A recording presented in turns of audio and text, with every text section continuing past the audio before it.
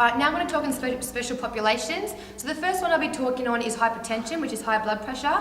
So with people with high blood pressure or hypertension, just try to get them avoiding bringing their feet up above their head. That can put a lot of stress on the heart and can make complications with the heart as well. Also want to avoid bringing weights up above the head as well, so that's another thing to avoid. Also holding their breath for too long can also put some complications in the heart as well, and drastic changes in posture as well. So they're just a few things to avoid for hypertension.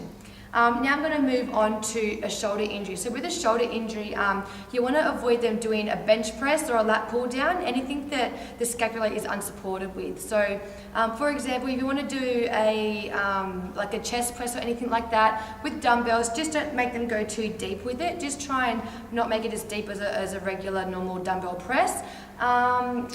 Another thing you can do are rows, so only bring the bar not fully up, just bring the bar a little bit closer between the quads from the hips as well. So so a good exercise for the shoulder press as well is to have the arms in front and just do a front arm shoulder press with a dumbbell. So that's an exercise they can perform if they want to work their shoulders without putting too much strain on it. And the last one I will be talking about is lower back problems.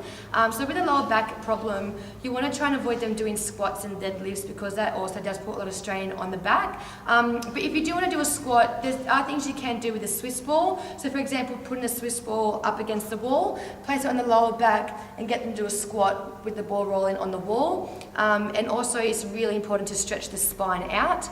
So for example, a child pose is a really good stretch for the lower back. So they're just a few things to think about with people with lower back pain. So yeah.